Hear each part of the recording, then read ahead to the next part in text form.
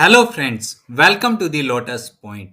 आज की इस वीडियो में बात करेंगे फॉर्म 15 सीए एंड 15 सीबी के बारे में। ये क्या होते हैं, कब इन्हें फाइल करना होता है, किन किन चीज़ों पे ये फॉर्म एप्लीकेबल होते हैं और ये आप खुद ऑनलाइन कैसे फिल कर सकते हैं, उनके बारे में हम समझते हैं। आप वीडियो को पूरी देखें, इसका कोई भी पार्ट आप स्किप ना करें। यहाँ पर आपको ये ध्यान रखना है कि फॉर्म 15 सीए एंड 15 सीबी उन्हीं केस में फाइल करना होता है जहां आउटवर्ड रेमिटेंस करने से पहले आरबीआई की अप्रूवल लेनी होती है। तो सबसे बेसिक पॉइंट ये है कि जहां पे आरबीआई की आपको अप्रूवल लेनी है वहीं पे आपको फॉर्म 15 सीए या फिर 15 सीबी की जरूरत पड़ेगी। तो सबसे पहले बात करते हैं फॉर्म 15 सीए के बारे में। सेक्शन 195 के अकॉर्डिंगली आप इंडिया के बाहर किसी कंपनी या पर्सन को रेमिटेंस भेजते हैं और उस पर टीडीएस एप्लीकेबल होता है, तो उससे पहले आपको फॉर्म 15 सीए फाइल करना होता है। यहाँ पे ये समझते हैं कि सेक्शन 195 क्या होती है। जिस प्रकार हम इंडिया में ऐसी सर्विसेज लेते हैं जिन पर टीडीएस एप्लीकेबल होता है, चाहे टीडीएस 194 सी सेक्शन के अंतर्गत हो, चाहे टीडीएस 194 जे में हो या फिर 194 आई में हो, उसी तरह जब भी आप इंडिया से बाहर किसी पर्सन या कंपनी को कोई भी सर्विसेज के अगेंस्ट में कोई पेमेंट करते हैं, तो उस केस में जो आप टीडीएस का पेमेंट करते हैं वो सेक्शन 195 के अंतर्गत आता है। तो यहाँ पे फॉर्म 15 सीए कब जरूरत पड़ती है? कोई भी पेमेंट आप आउटसाइड इंडिया अगर किसी कंपनी या फिर कोई पर्सन को रेमिटेंस भेज रहे हैं, तो उस केस में आपको टीडीएस कट करना होता है और आपको फॉर्म 15 सीए फाइल करके गवर्नमेंट को सबमिट करना होता है। और बहुत सारे स्पेशल केसेस ऐसे भी होते हैं जहां उसे सीए सर्टिफाई भी करवाना होता है। वैसे केस में आपको फॉर्म 15 सीबी भी फाइल करना पड़ेगा। सबसे पहले हमने ये बात करी थी कि फॉर्म 15 सीए या फिर 15 सीबी आपको कब जरूरत पड़ती है। तो सीधी सी बात है कि जो भी पेमेंट आप आउटसाइड इंडिया करते हैं जहां पे आरबीआई की अप्रूवल आपको लगानी पड़ती है, वैसे सारे केसेस में आपको 15 सीए या फिर कुछ केसेस में 15 सीबी भी आपको फाइल करना होता है। बट यहाँ पे आरबीआई ने एलआरएस स्कीम के अंतर्गत कुछ नेचर ऑफ पेमेंट डिसाइड किए हैं। अगर आप उनके अकॉर्डिंग कोई भी रेमिटेंस करते हैं तो आपको आरबीआई की अप्रूवल की जरूरत नहीं पड़ेगी।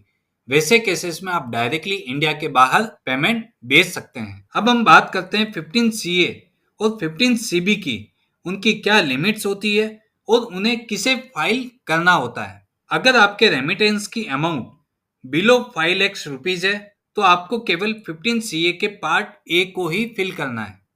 अगर आपके रेमिटेंस की अमाउंट 5 लाख से ज्यादा है तो आपको 15 सीए के पार्ट बी और पार्ट सी को फिल करना होता है और साथ में आपको उन फॉर्म को सीए सर्टिफाई भी करवाना होता है और 15 सीबी भी आपको फाइल करना पड़ता है। तो बेसिकली दो यहाँ पे सेक्शन है, एक जहाँ पे आपका पेमेंट 5 लाख के अंदर है एंड सेकंड जहाँ पे आपका पेमेंट 5 लाख के ऊपर है। तो 5 लाख के नीचे है तो आपको केवल 15 सीए का पार्ट ए फिल करना होता है। अगर आपका पेमेंट 5 लाख के ऊपर है तो वहां पे आपको 15 सीए का part B and part C fill करना होता है और साथ में आपको फॉर्म सीए सर्टिफाई करवाना होता है और 15 सीबी भी आपको फाइल करना पड़ता है। और अगर आप आउटसाइड पेमेंट कर रहे हैं और वो इनकम टैक्स के अंतर्गत नॉन चार्जेबल है, वहां आपको 15 सीए का पार्ट डी फिल करना होता है।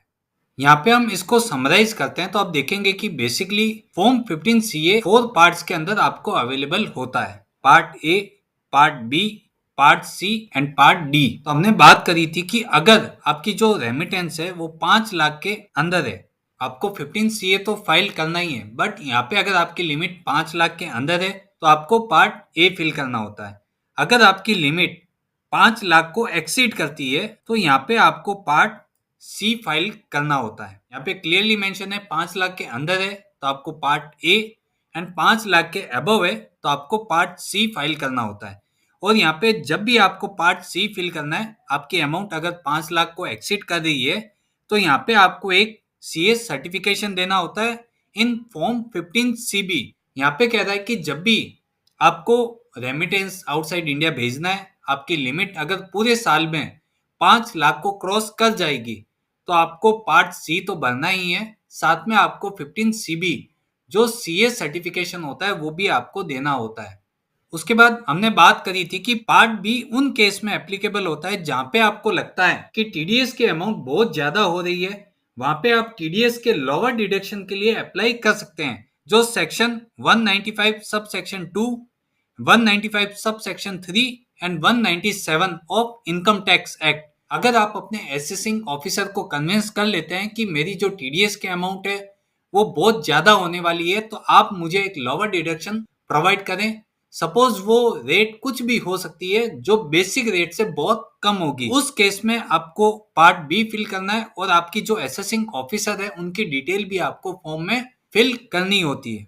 अब बात करते हैं कि पार्ट डी, ऐसी रेमिटेंस जो इनकम टैक्स के प्रोविजन के अंतर्गत चार्जेबल नहीं है, तो उस केस में आपको पार्ट डी फाइल करना होता है। तो ये बेसिकली 15 सीए के 4 पार्ट्स थे, ए बी सी डी। ए कब जरूरत पड़ती है? जब आपकी लिमिट बेसिक 5 लाख के अंदर हो, 5 लाख के ऊपर हो तो आपको पार्ट सी की जरूरत पड़ती है। बट आपको लगता है कि 5 लाख से ऊपर है और मैंने लोअर डिडक्शन ले रखा है, तो उसके लिए आपको पार्ट बी को फिल करना है। और आपको लगता है कि ऐसा रेमिटेंस जो कोई भी इनकम टैक्स के प्रोविजन में चार्जेबल नहीं है, तो फिर आपको वहां पे पार्ट डी को फिल करना है। ये तो था कि basically form 15 CA and form 15 CB कब आपको जरूरत पड़ती है, उसकी क्या थ्रेशोल्ड लिमिट थी, ये किनके लिए एप्लीकेबल होता है और इन्हें किसे फाइल करना होता है। अब हम यहाँ पे ये समझेंगे कि ये मैं खुद से कैसे फाइल कर सकता हूँ, उसको हम प्रैक्टिकली यहाँ पे आपको समझाएंगे। तो उसके लिए आपको सबसे पहले ई फाइलिंग इनकम टैक्स गूगल के ऊपर लिख देना है। यहाँ पे आपको इनकम टैक्स की वेबसाइट ओपन हो जाएगी। यहाँ पे बेसिकली ये ध्यान रखना है कि जो 15 सीए होता है वो जो रेमिटर होता है, जो आउटसाइड इंडिया पेमेंट भेज रहा है, उसे फाइल करना होता है। तो आपको हमेशा उनका अकाउंट यहाँ पे लॉगिन कर लेना है। जैसे ही आप लॉगिन करते हैं, आपको सबसे पहले ई फाइल के ऊपर टिक कर देना है। यहाँ पे income tax forms, file income tax forms के ऊपर आपको चले जाना है। यहाँ पे आप देखेंगे कि person not dependent on any source of income, इसके ऊपर आपको टिक कर देना है। यहाँ पे आप सर्च के ऑप्शन को भी यूज कर सकते हैं। यहाँ पे आपको लिखना है 15। तो आप देखेंगे कि सबसे पहला ही फॉर्म आ गया है, form 15 CA, information to be furnished for payment to a non resident not being a company और टू ए फॉरेन कंपनी। यहाँ पे आपको फाइल नाउ के ऊपर टिक कर देना है। 15 सीए ये केवल और केवल एक डिक्लेरेशन है कि आप कोई भी रेमिटेंस जो आउटसाइड आप इंडिया भेज रहे हैं, तो आपने उसके ऊपर बेसिकली सभी जो नॉर्म्स है उनको आपने फुलफिल कर लिया है। जो भी टीडीएस की लायबिलिटी है उसको भी आपने पे कर दिया है और आप इसको डिक्लेयर कर रहे हैं कि जो भी इंफॉर्मेशन मैंने दी है वो ट्रू एंड करेक्ट है। तो ये केवल और केवल एक डिक्लेरेशन है जिसको आपको ऑनलाइन सबमिट कर देना है। यहाँ पे information for payment to non resident, आप सबमिशन का मोड आप सेलेक्ट कर सकते हैं कि आपको ऑनलाइन फाइल करना है या फिर आप मैनुअल इसको सबमिट करना चाहते हैं। यहाँ पे आप ऑनलाइन के ऊपर टिक कर देंगे। यहाँ पे कौन से फाइनेंशियल ईयर के लिए आप यहाँ पे फॉर्म सबमिट करना चाहते हैं, तो आप यहाँ पे 25-26 को आप सेलेक्ट कर लेंगे जो रनिंग ईयर है और यहाँ पे आपको कंटिन्यू कर देना है। जैसे ही आप कंटिन्यू करेंगे, यहाँ पे लेट्स गेट स्टार्टेड का ऑप्शन आएगा, उसके ऊपर आपको टिक कर देना है। यहाँ पे जैसे हमने बात करी थी कि फॉर्म 15 सीए को फाइल करने के 4 पार्ट्स अवेलेबल है, A B C and D. यहाँ पे पार्ट ए आपको अगर फिल करना है, आपकी अगर बेसिक जो थ्रेशोल्ड लिमिट है वो 5 लाख के अंदर है। इसका मतलब ये होता है कि आपने पूरे साल भर में आपको पता है कि 5 लाख से ज्यादा पेमेंट नहीं होने वाला है, तो आपको पार्ट ए को सेलेक्ट कर लेना है और नीचे आपको प्रोसीड के ऊपर टिक कर देना है। यहाँ पे जो बेसिक डिटेल्स है, जैसे मैंने आपको बताया था कि जो पैसा भेज रहा है उसको ही ये फॉर्म फिल करने की जरूरत होती है। तो यहाँ पे आपको रेमिटर जो सेंड कर रहा है मनी, उसकी आपको डिटेल यहाँ पे प्रोवाइड कर देनी है। यहाँ पे बेसिकली सारी डिटेल्स जो आपके प्रोफाइल में अपलोड है यहाँ पे ऑटोमेटिकली आ जाएगी। अगर आपके प्रोफाइल में कोई चीज पेंडिंग है तो उसको आपको पहले अपडेट करना होगा, उसके बाद आप यहाँ से इसको सेव कर सकते हैं। जैसे यहाँ पे दिखा है कि please update the residential status of the remitter in the my profile section. हो सकता है कि मेरे प्रोफाइल में रेसिडेंशियल स्टेटस अपडेट नहीं है, तो उसको आप पहले अपडेट कर दें, जिससे यहाँ पे ऑटोमेटिक आ जाएगा कि रेसिडेंट है और फिर आपको यहाँ पे सेव बटन के ऊपर टिक कर देना है। अभी यहाँ पे ये नहीं करने देगा जब तक आप अपने प्रोफाइल को अपडेट नहीं करेंगे। उसके बाद सेकंड नंबर ऑप्शन आता है रेमिटी की डिटेल। जिनको आप पैसा भेज रहे हैं उनकी डिटेल आपको यहाँ पे लिख देनी है। नेम ऑफ द रिसिपिएंट, आप यहाँ पे जो रेमेडी कर रहे हैं उसकी आप डिटेल को किस नाम से सेव करना चाहते हैं वो डिटेल आप यहाँ पे मेंशन कर सकते हैं। ये यहाँ पे मैंडेटरी नहीं है, बट आप अपने रिकॉर्ड के हिसाब से इसको सेव कर सकते हैं। अगर सामने वाले पर्सन का पैन नंबर है तो आप उनकी पैन की डिटेल्स, उनका जो एड्रेस है वो आपको यहाँ पे फिल कर देना है, उनकी ईमेल आईडी और उनका अगर कॉन्टेक्ट डिटेल है तो आपको यहाँ पे फिल कर देना है। इस ऑप्शन को भी आपको सेव कर देना है। उसके बाद थर्ड नंबर ऑप्शन आता है रेमिटेंस डिटेल। आप कितना अमाउंट रेमिटेंस करने वाले हैं, कौन सी बैंक के थ्रू करने वाले हैं, उसके ऊपर क्या टीडीएस की रेट्स है, वो सब आपको यहाँ पे मेंशन करना है। Country to which remittance is made, आप कौन सी कंट्री में रेमिटेंस भेज रहे हैं वो आपको यहाँ से आपको सेलेक्ट कर लेना है। उसके बाद आपको यहाँ पे अमाउंट पेबल बिफोर टीडीएस, मतलब आप कितनी अमाउंट को आप रेमिटेंस करना चाहते हैं वो आपको यहाँ पे मेंशन कर देना है। सपोज आप यहाँ पे 1 लाख का रेमिटेंस करना चाहते हैं तो आपको यहाँ पे 1 लाख रुपीज मेंशन कर देना है। उसके बाद ये पूछ रहा है कि aggregate amount of remittance made during the financial year, आप कितनी अमाउंट है जो एग्रीगेट आप पूरे साल भर में ट्रांजेक्शन करने वाले हैं। सपोज वो 3 लाख हो सकता है, 4 लाख रुपए हो सकता है, तो वो आपको यहाँ पे मेंशन कर देना है। इंक्लूडिंग दिस प्रपोज रेमिटेंस, मतलब आपको इस रेमिटेंस के साथ आपने कितनी रेमिटेंस आप पूरे साल भर में कर सकते हैं या फिर आपने अभी तक कर दी है, उसकी डिटेल आपको यहाँ पे फिल करनी होगी। उसके बाद यहाँ पे बैंक की डिटेल्स, उसका आईएफएससी कोड, कौन सी बैंक, उसका बैंक का नाम, कौन सी ब्रांच है, और name of the authorised dealer. यहाँ पे सारी बैंक की लिस्ट आ गई है, उसमें से आपको अपनी बैंक का नाम सेलेक्ट कर लेना है। उसके बाद यहाँ पे ब्रांच का एड्रेस और आप कौन सी डेट को रेमिटेंस करने वाले हैं, प्रोपोज डेट ऑफ रेमिटेंस, वो आपको यहाँ पे मेंशन कर देनी है। उसके बाद नेचर ऑफ रेमिटेंस, यहाँ पे लिस्ट ऑफ सर्विसेज दी हुई है, आप कौन सी सर्विस के अंडर अपना पेमेंट करना चाहते हैं तो उसकी आपको यहाँ पे लिस्ट दी है, उसमें से आपको यहाँ से सेलेक्ट कर लेना है। अब यहाँ पे डिटेल आती है कि अमाउंट ऑफ टीडीएस, ये आपको जो बेसिक अमाउंट है उसके ऊपर आपको कितना टीडीएस डिडक्ट किया है वो अमाउंट आपको यहाँ पे पुट कर देनी है, और उसका रेट ऑफ टीडीएस कितना है वो आपको यहाँ पे मेंशन कर देना है। अब यहाँ पे आता है कि डेट ऑफ डिडक्शन। अब यहाँ पे 2 डेट पूछ रहा है कि एक तो डेट ऑफ रेमिटेंस और एक आता है डेट ऑफ डिडक्शन। तो आपको हमेशा ये ध्यान रखना है कि टीडीएस की लायबिलिटी आपकी तब एप्लीकेबल होती है जब आप या तो प्रोविजन बुक्स में बुक कर लेते हैं या फिर आप पेमेंट कर देते हैं। दोनों में से जो भी चीज पहले होती है वो डेट आपको यहाँ पे ध्यान रखनी है कि टीडीएस की लायबिलिटी आपकी एप्लीकेबल हो जाती है। तो डेट ऑफ पेमेंट और डेट ऑफ डिडक्शन दोनों डिफरेंट हो सकता है। उसके बाद आपको ये फॉर्म को सेव कर देना है। उसके बाद चौथा ऑप्शन आता है वेरिफिकेशन, कि मैंने आपको बोला था कि ये केवल और केवल एक डिक्लेरेशन होता है जहां पे आपको अपनी डिटेल्स, सामने जिनको आप पेमेंट भेज रहे हैं उनकी डिटेल्स, कौन से बैंक के थ्रू आप ट्रांजैक्शन कर रहे हैं, कितनी अमाउंट है और उसके ऊपर क्या रेट ऑफ टीडीएस है, उन सब की डिटेल आपको फिल करनी है। और यहाँ पे आपको एक जनरली डिक्लेरेशन देना है कि मैं सो एंड सो कंपनी का प्रोप्राइटर हूँ या डायरेक्टर हूँ या पार्टनर हूँ, जो अपनी कैपेसिटी में बता रहा हूं कि मैंने जो भी डिटेल्स दी है वो ट्रू एंड करेक्ट है और मैंने सभी प्रोविजन को ध्यान में रख के ही ये फॉर्म को फिल किया है। और आपको यहाँ पे जहां से आप फॉर्म फिल कर रहे हैं उस प्लेस की डिटेल और यहाँ पे आपको फॉर्म को सेव कर देना है। जैसे ही आप यहाँ पे पार्ट ए की सब डिटेल्स फिल करेंगे, यहाँ पे आप प्रीव्यू देख सकते हैं कि आपने जो फॉर्म फिल किया है उसका प्रीव्यू कैसा दिखा रहा है। अगर इसमें कोई भी मिस्टेक हो गई है तो आप इसको रेक्टिफाई करके ओटीपी के थ्रू इस फॉर्म को सबमिट कर सकते हैं। तो ये तो हमने बात करी थी कि अगर हमारा पेमेंट 5 लाख के अंदर है तो आपको सिंपली 15 सीए का पार्ट ए को ही फिल करना होता है। अब सेकंड ऑप्शन आता है कि हमें 15 सीबी की जरूरत कब पड़ती है, जब आप कोई भी रेमिटेंस 5 लाख से ऊपर आपको लगता है कि पूरे साल भर में ट्रांजैक्शन हो सकता है, तो उस केस में आपको पार्ट सी को फिल करना होता है। जहां पे आपको पार्ट सी फिल करने से पहले आपको एक सीएस सर्टिफिकेशन लेना होता है जो 15 सीबी के अंतर्गत आता है। यहाँ पे आप जैसे ही पार्ट सी के ऊपर टिक करेंगे और यहाँ पे आप प्रोसीड करेंगे तो यहाँ पे आपको 15 सीबी का एआरएन मांगेगा। अब फॉर्म 15 सीबी क्या होता है और इसका एआरएन आपको कहां से मिलेगा, तो जनरली 15 सीबी उस केस में एप्लीकेबल होता है जहां पे आपकी रेमिटेंस 5 लाख से अधिक हो। ये भी केवल एक सीए सर्टिफिकेशन है जहां पे सीए आपकी ये चीज वेरीफाई करता है कि आपने जो भी डिटेल्स उनको दी है वो ट्रू एंड फेयर है, आपने सही तरीके से टीडीएस की लायबिलिटी बुक करी है और गवर्नमेंट को पे कर दी है। वो डिटेल्स को फिल करता है और फॉर्म को आपको सबमिट कर देता है।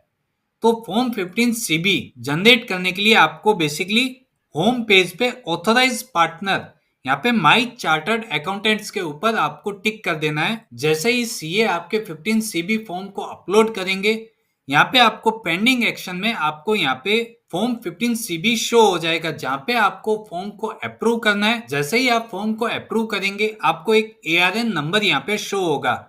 वो एआरएन नंबर आपको यहाँ पे 15 डिजिट का पुट करना होगा। उसके बाद ही आप इसको फॉर्म सी को फिल कर सकते हैं। फॉर्म सी में भी बेसिकली वही डिटेल्स है, जो डिटेल्स आपने पार्ट ए में भरी थी वही डिटेल्स आपने अपने सीए को दिया था। उन्होंने फॉर्म को फिल करके वहां पे सर्टिफिकेशन जनरेट कर दिया है। वही डिटेल आपको यहाँ पे शो हो जाएगी। उसको आपको वेरीफाई करके आपको यहाँ पे प्रोसीड के ऊपर टिक करके ओटीपी के थ्रू आप फॉर्म 15 सीए के पार्ट सी को अपलोड कर सकते हैं। अब हम बात करते हैं कि फॉर्म 15 सीए के पार्ट बी के बारे में। यहाँ पे क्लियरली लिखा है कि आपका जो भी ट्रांजेक्शन है वो 5 लाख रुपए के ऊपर हो जाता है तो आपको पार्ट सी फिल करने की जरूरत होती है। लेकिन बहुत सारे ऐसे केसेस है जहाँ पे टीडीएस के अमाउंट आपकी बहुत ज्यादा बन रही है, वहाँ पे आप लोअर डिडक्शन के लिए अप्लाई कर सकते हैं, जो अंडर सेक्शन 195 एंड 197 के अंतर्गत आता है। उसका मतलब ये होता है कि जो भी टीडीएस की रेट्स होती है वहां पे आपको कुछ डिडक्शन दी जाती है। जैसे सपोज आपकी जो भी आउटवर्ड रेमिटेंस है उसके ऊपर सपोज 20% टीडीएस की रेट एप्लीकेबल है, वहां पे गवर्नमेंट आपका केस समझ के वहां पे 5% भी कर सकती है, 2% भी उस रेट को डिक्रीज कर सकती है। उस केस में अगर आपकी लोअर डिडक्शन है, मतलब आपकी जो बेसिक रेट है उसके नीचे अगर आप टीडीएस का पेमेंट करते हैं तो आपको यहाँ पे पार्ट बी को सबमिट करने की जरूरत होती है। यहाँ पे पार्ट बी के ऊपर आपको टिक कर देना है और प्रोसीड के ऊपर आपको टिक कर देना है। यहाँ पे बेसिकली जो डिटेल्स आपने पहले भरी थी वही डिटेल आपको यहाँ पे भरनी है कि रेमिटर मतलब कौन पैसा भेज रहा है उनकी डिटेल्स, उसके बाद रेमिटी जो पैसा रिसीव कर रहा है उनकी बेसिक डिटेल्स। यहाँ पे आपको केवल एओ की एडिशनल डिटेल आपको यहाँ पे प्रोवाइड करनी होती है। यहाँ पे जो भी आपको सर्टिफिकेट मिला है वो सर्टिफिकेट कौन सी सेक्शन के अंडर आपको मिला है वो आपको यहाँ पे सेलेक्ट कर लेना है। सर्टिफिकेट को कौन से ऑफिसर ने इश्यू किया है उन ऑफिसर का नाम, उन ऑफिसर की डेजिग्नेशन आपको यहाँ पे फिल करनी है और डेट ऑफ ऑर्डर, कब आपको वो सर्टिफिकेट ऑर्डर इश्यू हुआ है वो डेट आपको यहाँ पे पुट करनी है। और सर्टिफिकेट के ऊपर एक नंबर होता है, वो नंबर आपको यहाँ पे मेंशन कर देना है और इस डिटेल को भी आपको सेव कर देना है। बेसिकली जैसे आपने पार्ट ए को फिल किया वैसे ही आपको पार्ट बी को फिल करना है। केवल यहाँ पे जो एडिशनल एओ की डिटेल है वो आपको यहाँ पे प्रोवाइड करनी है। उसके बाद रेमिटेंस की डिटेल कि कौन सी बैंक से आप पेमेंट कर रहे हैं, कितनी अमाउंट आप पे कर रहे हैं, कौन सी टीडीएस एंड कौन सी रेट से आपने टीडीएस को डिडक्ट किया है, वो सब चीज आपको यहाँ पे फिल कर देनी है। जो सेम आपने पार्ट ए में फिल किया वैसी एज इट इज डिटेल आपको यहाँ पे फिल कर देनी है और इस पार्ट को भी आपको सेव कर देना है। उसके बाद आप वेरिफिकेशन करते हैं कि जो भी डिटेल्स आपने प्रोवाइड करी है वो सही है और आपकी कैपेसिटी में एकदम ट्रू एंड फेयर है। आप कौन से प्लेस से ये फॉर्म को फाइल कर रहे हैं वो डिटेल और इसको आपको सेव कर देना है। जैसे ही इस फॉर्म के पांचों डिटेल्स आपकी फिल हो जाएगी, यहाँ पे प्रीव्यू का ऑप्शन आएगा, उसको आप देख सकते हैं। कोई भी मिस्टेक है उसको आप करेक्शन कर सकते हैं। उसके बाद आप सेम पार्ट ए की तरह ओटीपी फिल करके आप इस फॉर्म को भी सबमिट कर सकते हैं। तो बेसिकली तो यहाँ पे part A, part B and part C जिसको हमने समझाया, जहाँ पे आप आउटवर्ड की रेमिटेंस 5 लाख के अंदर है या फिर 5 लाख से ऊपर है, तो आपको इन फॉर्म्स को ध्यान में रख के फिल करना है। अब बात करते हैं कि पार्ट डी की। पार्ट डी ये होता है कि if the remittance is not chargeable to tax under the provision of income tax act 1961, अगर आप कोई भी आउटसाइड पेमेंट कर रहे हैं और वो इनकम टैक्स के अंतर्गत नॉन चार्जेबल है, वहां आपको फॉर्म 15 सीए का पार्ट डी फिल करना पड़ेगा। यहाँ पे आपको पार्ट डी के ऊपर टिक कर देना है। यहाँ पे प्रोसीड के ऊपर आपको टिक करना है, मतलब यहाँ पे रेमिटेंस कौन भेज रहा है उनकी डिटेल्स, कौन पैसा रिसीव कर रहा है उनकी डिटेल्स, और remittance fund transfer details means कौन सी कंट्री में आप पेमेंट कर रहे हैं, कितनी अमाउंट आप पे कर रहे हैं, कौन सी बैंक के थ्रू पे कर रहे हैं, कौन सी करेंसी आप यूज कर रहे हैं, और यहाँ पे नेचर ऑफ रेमिटेंस ये आपको यहाँ पे सेलेक्ट कर लेना है कि कौन सी सर्विस के अंतर्गत आप पेमेंट कर रहे हैं, वो चीज आपको यहाँ पे सेलेक्ट कर लेनी है। और एक यहाँ पे पॉइंट ऐड हो गया है, please furnish the relevant purpose code as per RBI. जब भी आप कोई ये पेमेंट करते हैं तो आपको एक पर्पस कोड यहाँ से सेलेक्ट करना होता है कि आप कौन सी कोड के थ्रू आप अपने रेमिटेंस को भेज रहे हैं। वो कोड आपको यहाँ से सेलेक्ट कर लेना है कि सपोज आप इंपोर्ट कर रहे हैं, उस केस में आप कोई रेमिटेंस कर रहे हैं, वो चीज को आपको यहाँ पे शो करनी है। उस कोड को आपको सेलेक्ट करने के बाद यहाँ पे एक आपको डिक्लेरेशन के ऊपर टिक करना है।